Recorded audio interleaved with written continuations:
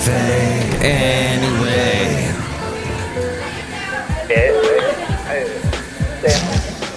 Mike's Daily Podcast. Oh. You don't have to go. Mike's Daily Podcast. Hey, I should be singing a Eddie Van Halen song. What went wrong?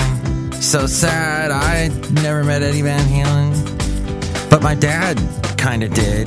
He lived up the street from Valerie Bertinelli. This is true. In Studio City. And apparently, I guess, he lived really close to Mike's Daily Podcast. My dad lived close to this lady he had known for a long time named Jerry. A woman named Jerry. Back in the day, they named women Mike's Jerry. Daily. And Jerry Podcast. I had once met. Yeah! At the filming of Bad News Bears and Breaking Training. Yes? They were filming that movie somewhere in Chatsworth. I think it was more like Northridge.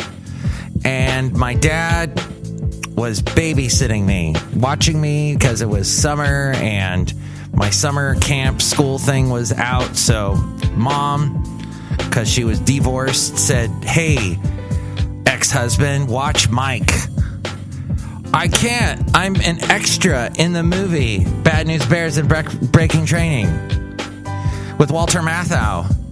And I believe my dad once did tell me he played cards with Walter Matthau. I wonder if this was the movie that happened. I can't ask him, sadly. But so Jerry was there, and my dad's like, "Hey, you remember Jerry?" And I go, "Hey, Jerry." And she was knitting.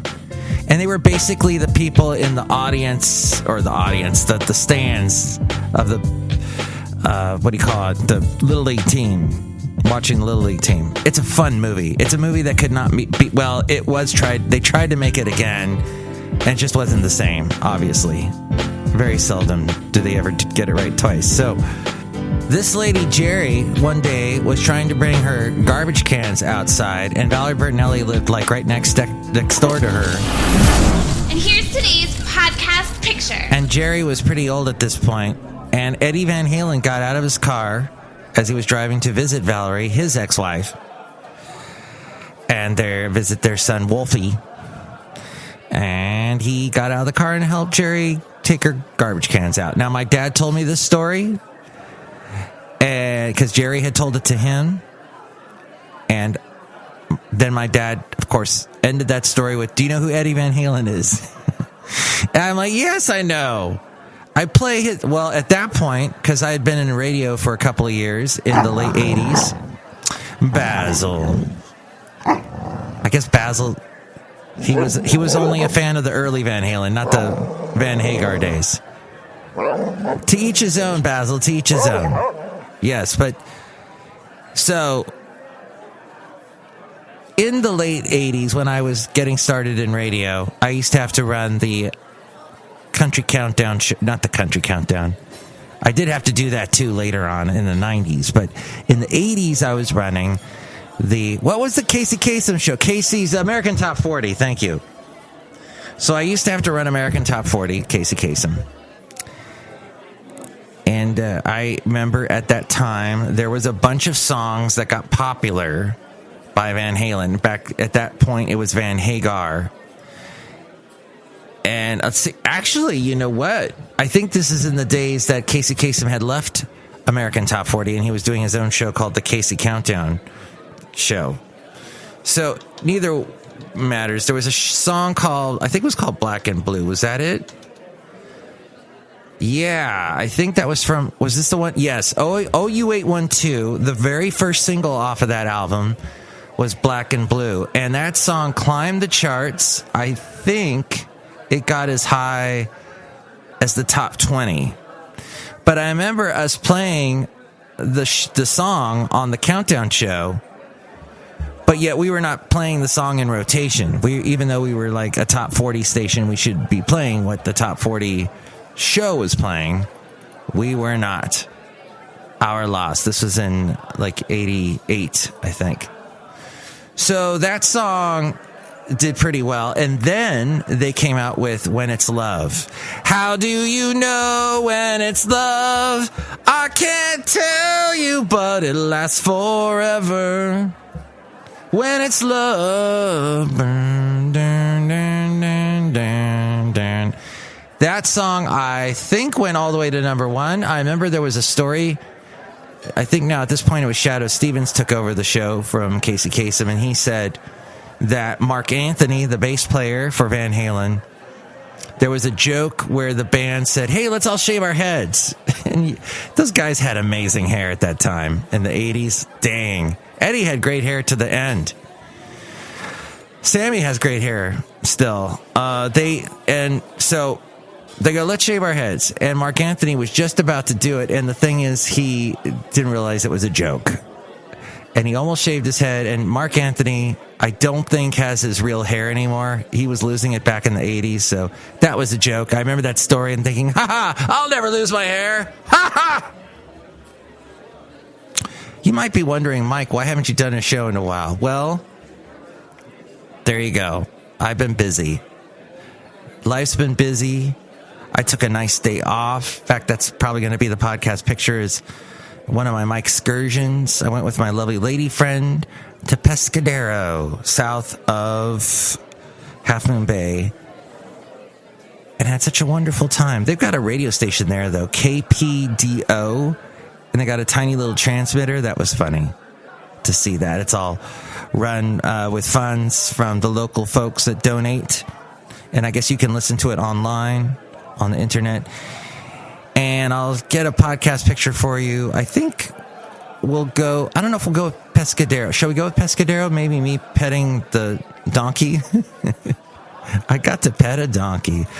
Actually, how about, there are so many pictures from this trip, and I've warned my listeners that I see in person daily that listen to Mike's Daily Podcast. I have warned them, you will see a lot of pictures from this trip on Wednesday.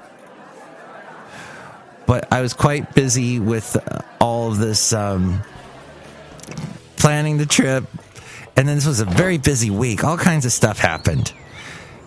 As we go outside a cafe anyway, we're bringing Mike's Daily Podcast somewhere in Podcastro Valley today.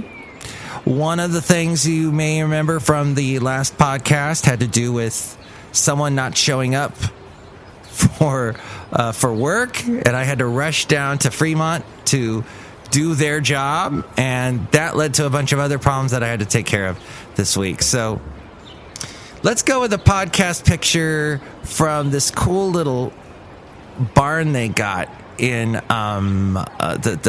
we went to a barn called Harley Farms is where we went to. You know what? I can't post this picture.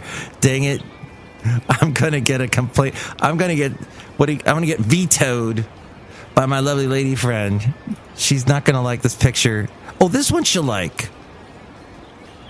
Yes, okay. They've got this old barn, and the reason why I wasn't going to have to, because, see, I don't have to worry about this anymore because I do not have hair, but she does, and she might veto it because her hair was kind of doing there's a couple strands out of place. She would said something like, don't show pictures, only show pictures where I've combed my hair. But she's not that vain. I take that back.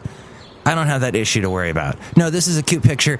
They've got this little logo of a goat jumping or something. And it's a stained glass window, and you'll see it at MikesDailyPodcast.com. Words cannot describe this cool picture in the old wood because we're in the loft, is what I meant to say. Loft is probably what we'll call this show, because I like that word. Loft. And I've stayed at an aloft. That's run by the W Hotel, or it used to be anyway. I've stayed at some nice alofts. There was one in Portland. I should post a picture from that sometime. So my lovely lady friend and I at this loft of a barn in Pescadero. You'll see it at MikesDailyPodcast.com, and I will post other pictures from that wonderful trip with my lovely lady friend. And we took Basil along with us. He's passed away, but we have him in a beautiful little wood box that we take with us to places that he would have liked.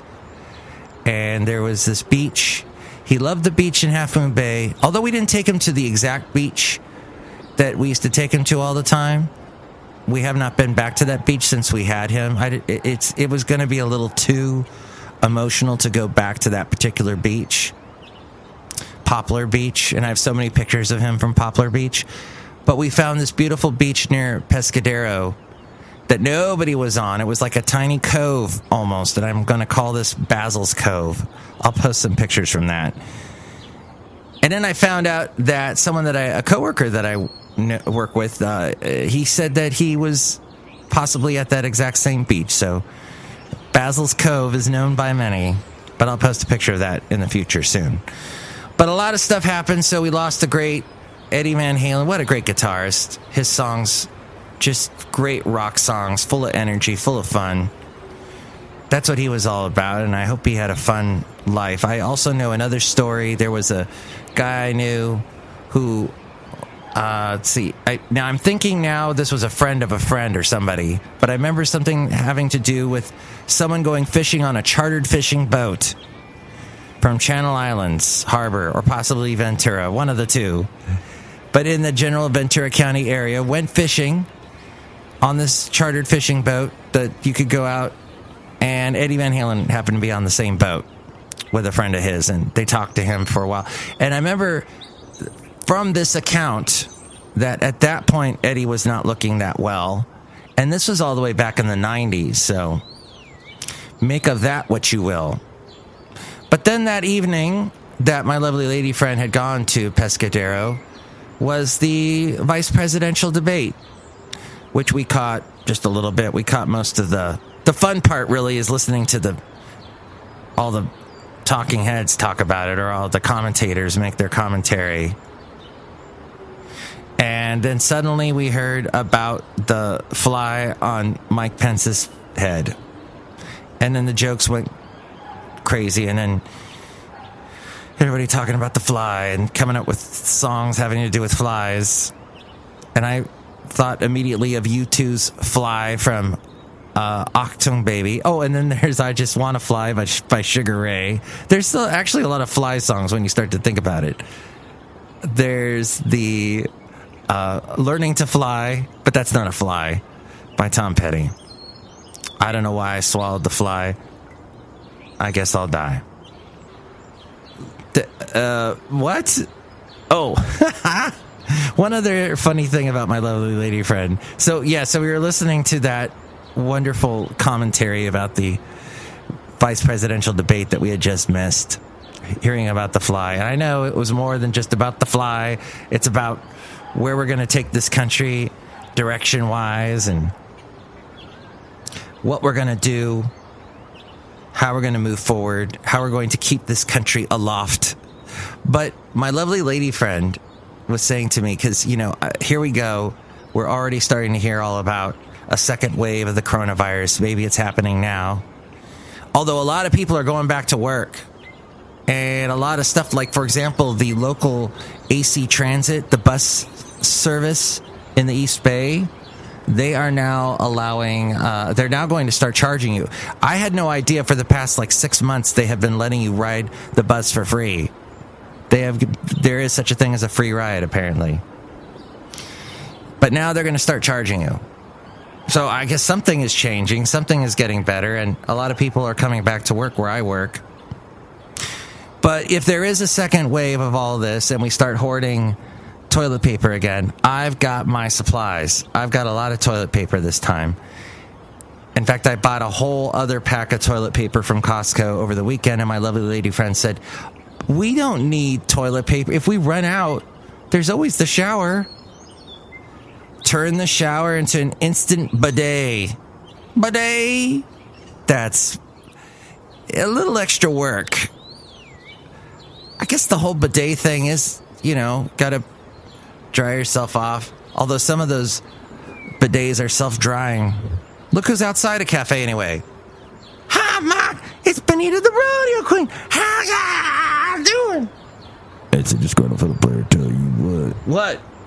I think that Mike Pence did a great job, and Kamala Harris interrupted him all the time, and the media is trying to make Mike Pence look like an idiot. He didn't know that fly was on his head. Uh-huh. Look who else is here. Hello, Mike. It's the Brewmaster. I make the delicious root beer. Have some right now. Is there any flies in it? Nah. Drink it or I'll cut you. I don't want flies in my root beer. Next show, it's going to be the wonderful Madame Rootabega, Valentino, and Bison Bentley. And don't forget that this weekend, and sorry, by the way, I haven't been able to do the podcast. That really bugs me when I can't do it. But there's just a lot of stuff. Like, I still got to put license plates. The license plates I talked about earlier. I think was it last week's podcast. I was like, I got to put my new license plates on. I still haven't done it yet, and I got to do it so I don't get another ticket this year. So just stuff. It gets in my way. So I will try and bring you a new show soon. But tell me what you think about all of what we covered. 336mm Daily, 3 plus 3 equals 6. MM is in Mike Matthews Daily, as in what this podcast tries to be.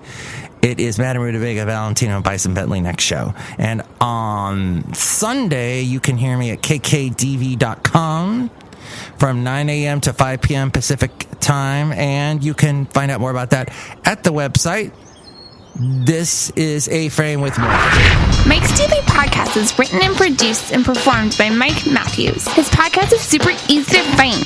Download or listen to his show and read his blog at MikesDailyPodcast.com. Email Mike now at MikesDailyPodcast@gmail.com. See you tomorrow. Bye. And that was episode 2134, and see all the past podcasts, pictures, and listen to the podcast at MikesDailyPodcast.com.